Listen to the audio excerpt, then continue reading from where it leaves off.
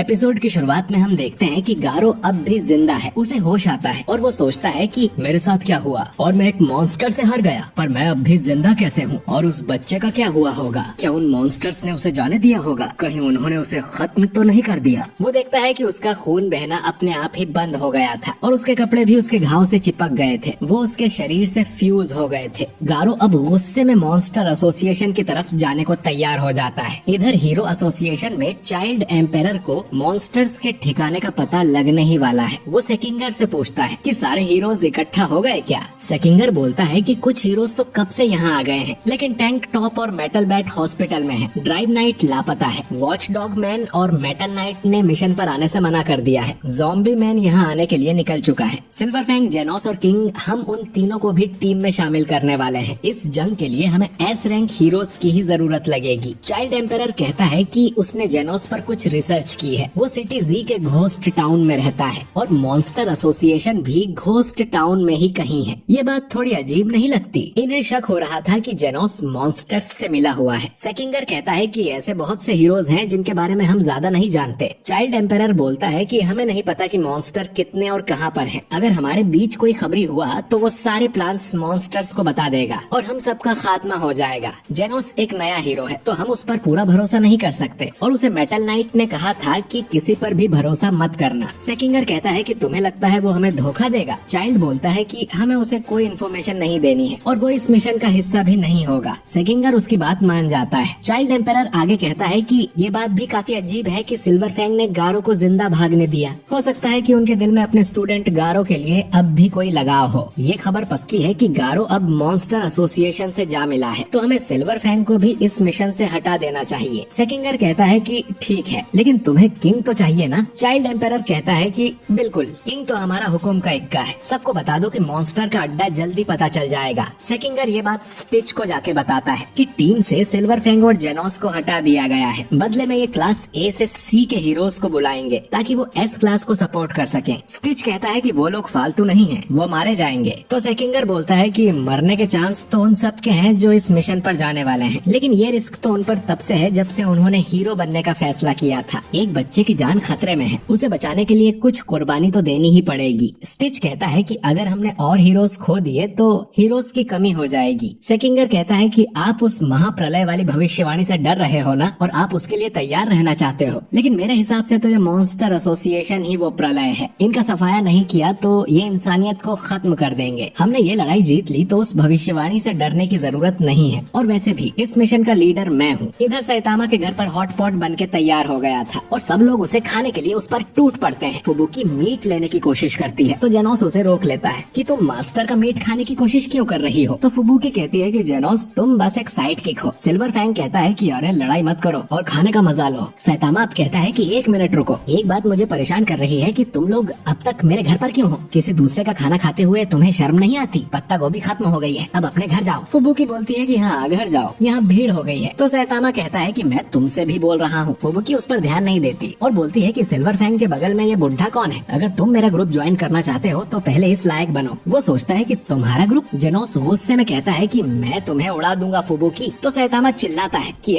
मेरे घर में कोई मारामारी नहीं करेगा। डॉक्टर कुसैनो ये देखकर खुश होता है कि जेनोस के इतने दोस्त हैं जिनके साथ वो खाना शेयर कर सकता है। जेनोस बोलता है कि ये औरत मेरी दोस्त नहीं है। फुबुकी कुसैनो से कहती है कि तुम काफी अच्छे हथियार बनाते हो जेनोस के लिए, मैं तुम्हें नौकरी पर रख लूंगी और तुम मेरे ग्रुप के लिए हथियार बनाया करना। जो सुन जेनोस और गुस्सा होने लगता है। सिल्वर फैंग सैतामा से पूछता है कि तुम अपने स्टूडेंट को कैसे सिखाते हो और मुझसे क्या गलती हो गई? मेरे डोजो में ताकत को ही सबसे बड़ा मानते हैं, शायद वही मेरी गलती है। जेनोस उससे बोलता है कि मास्टर के खाते समय अपनी बैक स्टोरी मत सुनाओ। ये लोग खाना खाने लगते हैं। सैतामा को इतने लोगों के बीच अच्छा नहीं लग रहा था। वो कहता है कि खाना खाते ही यहाँ से निकल जाना सब, तुम भी किंग। वो देखता है कि किंग तो पीछे पड़ा हुआ था। वो बोलता है कि ओए, ये सोने की जगह नहीं है। अरे ये तो मर गया। बाहर ही हम गारो को देखते हैं जो कि एक गुफा में एंटर करता है। जो गुफा असल में मॉन्स्टर एसोसिएशन की तरफ जाती है। ग्योरो को पता लग जाता है कि कोई उनकी तरफ आ रहा है। उसे लगता है कि शायद कोई मॉन्स्टर इन्हें ज्वाइन करने आ रहा होगा या कोई हीरो जासूसी करने। वो अपने मॉन्स्टर्स से कहता है कि कोई इस तरफ आ रहा है, जाके उसका स्वागत करो।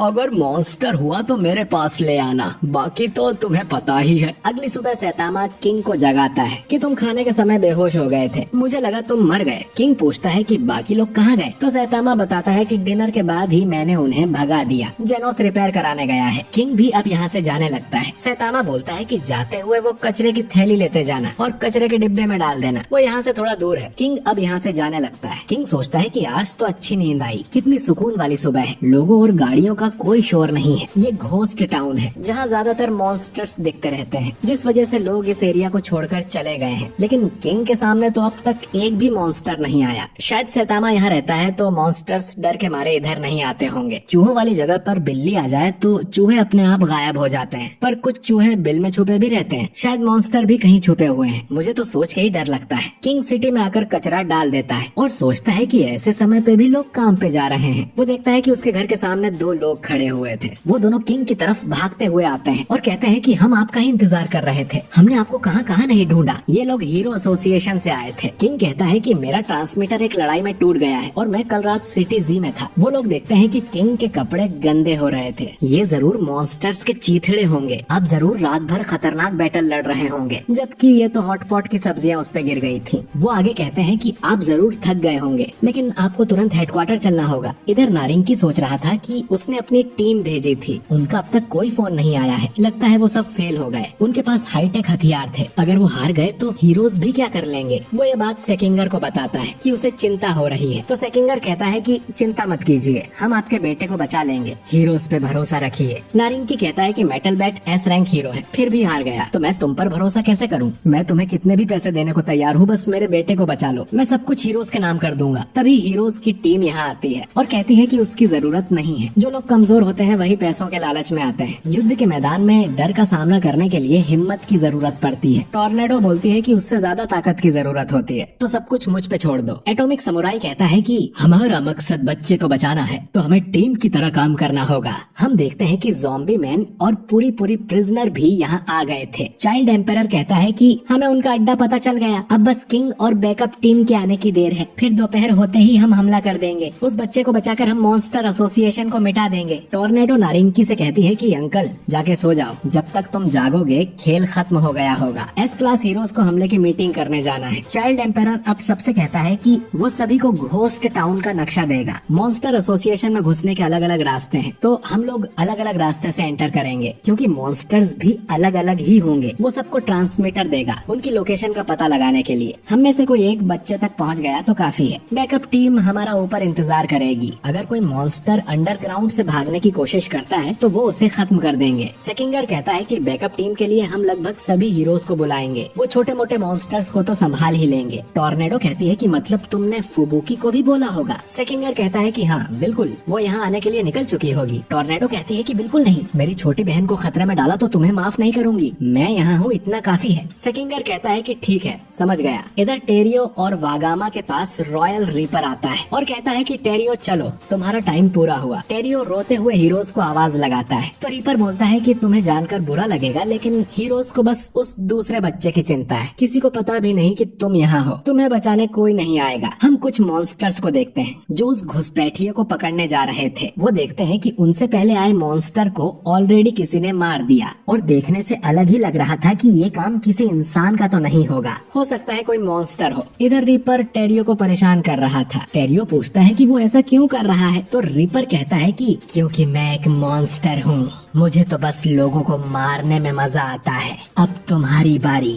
टेरियो रोते हुए चिल्लाता है और तभी गारो दीवार तोड़ते हुए यहाँ आ जाता है। वो रीपर की ब्लेड तोड़ देता है और एक मुक्का मार के रीपर का सिर ही उड़ा देता है और फिर उसके टुकड़े टुकड़े कर देता है। टेरियो उसे देखकर बोलता है कि ओल्ड मैन, और गारो कहता है कि चलो यहाँ से बाहर निकलते हैं बच्चे। और ये एपिसोड यहीं पर एंड हो जाता है। तो दोस्तों लड़ाई शुरू हो चुकी है, अब कौन किस पे भारी पड़ेगा जानेंगे अगले एपिसोड में।